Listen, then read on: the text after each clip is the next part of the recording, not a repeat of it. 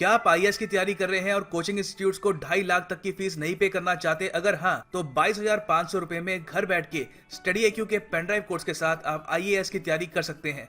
आज ही विजिट करें StudyIQ.com। Hello and welcome to StudyIQ. I am Prashant Mavani. I hope you all are doing good. Let's start our discussion with lateral entry. It's a special topic for you guys today. Now, recently, this lateral entry was a very hot topic of current affairs because government recently announced a plan.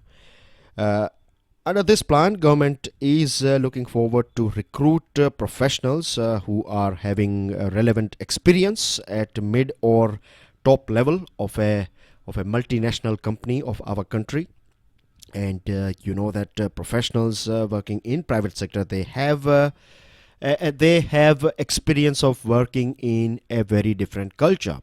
When I say culture, I'm talking about a culture in which you have to achieve your deadlines, you have to perform constantly, right? There is a lack of security, you can say. Decisions are bit quick. And these are some of the expertise or strengths of private sector. Now, there are some strengths and expertise of government sector as well, and the biggest strength of government sector is trust, right? If a project is executed by government, then there is a sense of trust. So government is trying to achieve synergy here. When I say synergy, I mean to say 2 plus 2 is equal to 5 rather than 4. That's what government is trying to achieve here. Now, the big question here is, and the main topic here is that can we have this lateral entry in our judiciary as well? Is it a good idea or bad idea? Can we have lateral entry of judges as well in our judiciary? The thing is, if we go through this whole topic of our judiciary, then we find that at present it is in a very bad shape. There is a huge backlog of cases in our judicial system. I have got some figures for you guys here. If you go through civil cases, then we have approx 82 lakh civil cases that are pending in various different levels of our judiciary. We have Supreme Court at top, then we have some 24 high courts, and then we have this lower judiciary as well. So at various different levels of this hierarchy, we find 82 lakh civil cases that are pending. We have 1.87 crore criminal cases that are pending again at this structure that we have. So it's a matter of concern for our democracy, as well as when we talk about civil cases, then it is a matter of concern for our ease of doing business. If we go through vacancies that we find just in high courts, then we find that the total strength of our high courts is 1,079 judges. At present, we have a working capacity or working strength of 668, not capacity, but working strength of 668 judges.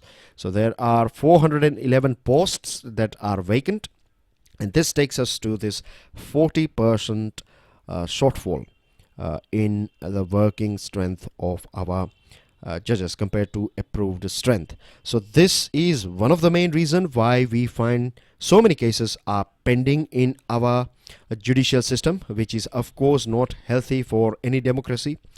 Now, there will be many questions in your mind, like what's going on with recruitment or elevation of various judges, how it works. So we have a collegium system. This was introduced by Supreme Court in 1993. And with this collegium system, Supreme Court, or you can say Chief Justice of India, became a supreme post that looks after appointments as well as transfer of judges. As far as this Supreme Court is concerned, it's more about appointments because you don't get transfer in Supreme Court. But when we talk about this 24 high courts, appointments as well as transfers are done by Chief Justice of India. Now we have this collegium. Collegium consists of 5 senior most judges of Supreme Court, and of course you have Chief Justice of India, who is master of roster as well. So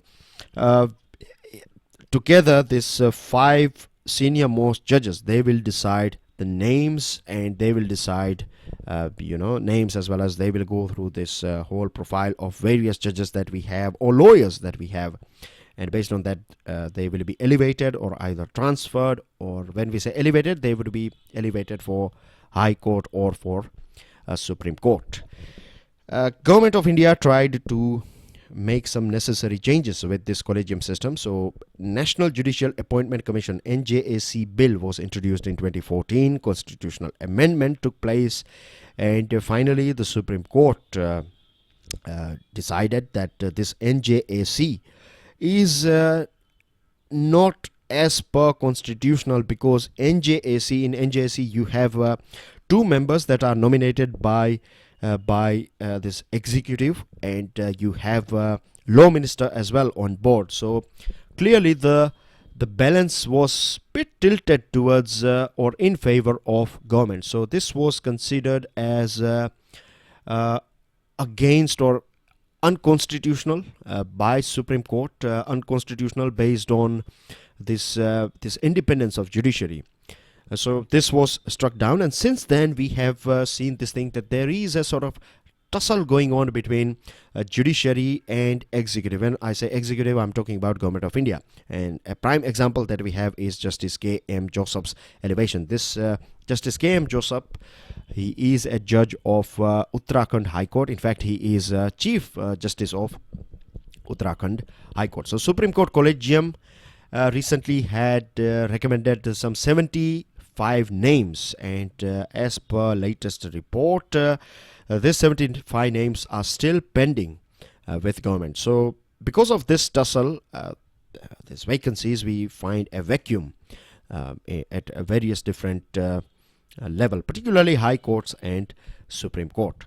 So if we go through Article 124 and Article 217 of our Constitution, then we find that there is no sort of prohibition as far as this short-term appointments of judges are concerned, and this is the main idea that we are talking about here, because there is a criticism of our judiciary that is going on in judicial circle, or people associated with courts. They do criticize our system many a times, judicial system many a times. They argue that best lawyers who have good amount of experience, they have practical as well as a good knowledge of law, and they have a very successful track record of practice. They are not made part of this judicial system. They are not made judges, and because of this thing we are losing huge amount of talent as well. Now there are other reasons as well. Say for example, if a person, and you know it very well, if we talk about finance and economics, then if you are a successful lawyer, then you know that how much you can charge per case. You can make good fortune out of this profession, and there is no harm in it as well. But if you are made a judge, then you will be limited. You know, you have to survive in a limited amount of salary, which is, I beg your pardon, but it is peanuts if you compare it with what lawyers can make. Some good lawyers can make, some successful lawyers can make, you know, huge amount of money. So apart from that, you have to follow many protocols, and there will be so many restrictions and other things. Your fortune making profession, you have to say goodbye to it if you are made a permanent judge. So these are some of the reasons why good lawyers are not inclined to join judiciary as judges. But a short-term appointment can change or can give them a new experience, or you can say that if we come out with this system that a lawyer will be recruited for 3 to 5 years, then this can generate interest among many good lawyers out there. They can finish their tenure, and after that they can return to their private practice. And the good thing about our country at that point of time will be that we will have a pool of available judges, just in case if we want to sort out some few cases on ad hoc basis, then we will have a pool of available judges. They have relevant experience, and this experience as a judge. So it will be a sort of a good reserve for us.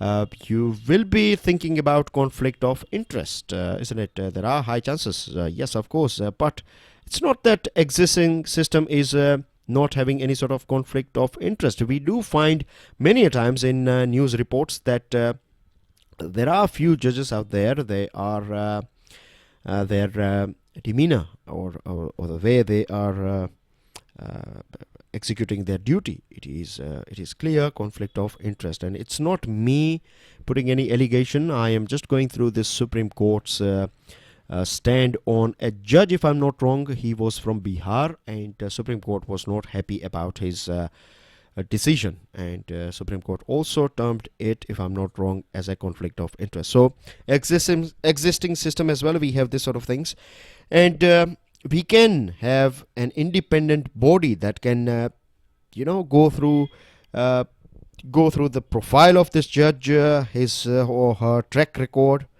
When I say judge, I mean to say this aspirant judge or a lawyer. His background check can be done, IB reports can be collected, his behavior, his social manners, and all these things can be analyzed by an independent body.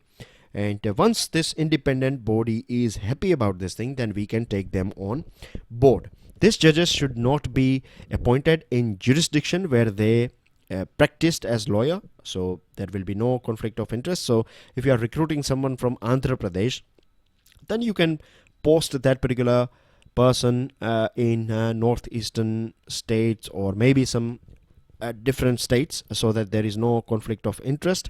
And after finishing his or her tenure, that judge should not be allowed to practice as a lawyer in the region in which he or she has served as a judge.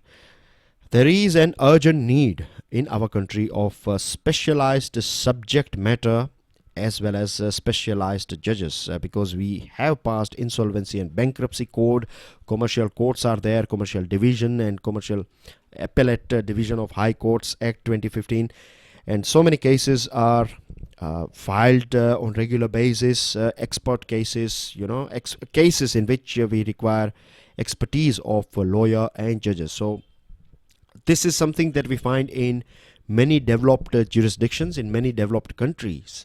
So something similar that we can do here, replicate here, of course with a bit of customization. So these are some of the points based on which we can argue that lateral entry is not that bad idea when we talk about our judiciary. I hope this topic is clear to you.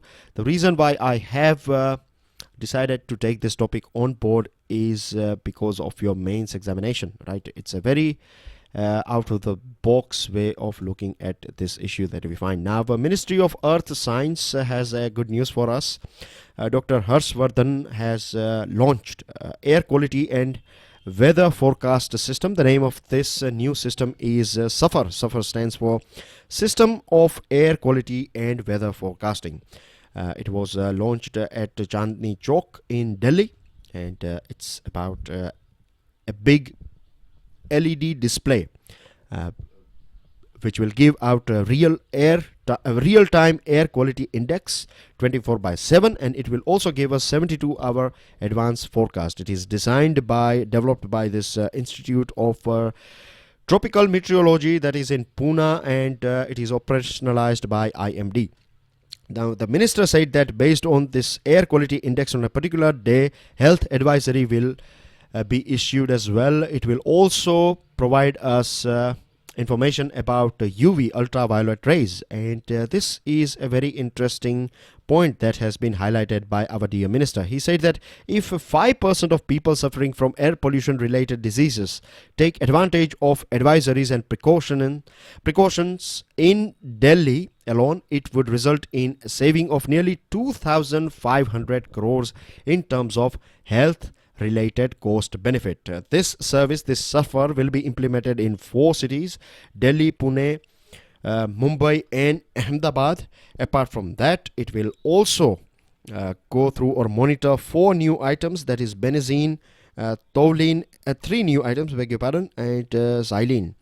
You have all these items that are already looked after or checked by our air quality index that we have. So make sure you have these names in your mind, because you find this type of items in your prelims examination too. Home Minister has launched a student police cadet program, and one of the main aim of this student police cadet program is to build character of our youngsters. Home Minister said that just mere book knowledge or book reading is not going to be enough for this 21st century. We need people with moral values. We need them.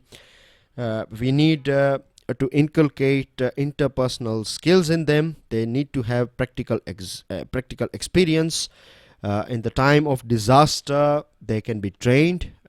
This is an additional benefit of this student police cadet. And apart from that, he also said that our traditional family system and the way crimes are going on, the families are breaking down. So all these things will be saved. We can save this by inculcating moral values in our youngsters. Together, India and Sri Lanka, we have launched this emergency ambulance service in Jaffna area of Sri Lanka. Prime Minister Narendra Modi was very excited and happy about this launch via video conference. He addressed the people of Sri Lanka. He talked about a relationship that India is sharing with this country. And he also assured Sri Lanka that India has been and will always be the first responder for Sri Lanka in good and bad times. Finance Minister has announced this big decision that was taken by GST Council. GST Council is an apex body as far as this indirect tax in our country is concerned. Many important items were taken off from GST from different slabs. They are now in 0% slab. I will take you through all those items, but before that, let me highlight this point in front of you that Mr. Goyal, who is our finance minister, he said that traders with turnover up to 5 crore rupees will deposit GST monthly. They will deposit GST monthly, but they will have to file the returns quarterly. Earlier on, they were supposed to file returns as well on monthly basis, but now they have to deposit the money on monthly basis, but their returns can be filed on quarterly basis. So this is going to be a big relief for our small traders. And here you can see this picture. These are the items in this red. They are at this 28% slab category, and you find so many items. Like say here you find sanitary pads and rakhis and other things. No GST will be levied on these items, So 0% slab, and there are so many items. They used to be at 12%, but now they are at 5%. We have many items. They used to be at 18, but now they are at 12. 18 to 5 and 28 to 12. You can have a quick glance over it. You don't have to remember all these items. Just have a quick glance over it, and that's everything in today's discussion. Enjoy your studies. Jai Hind.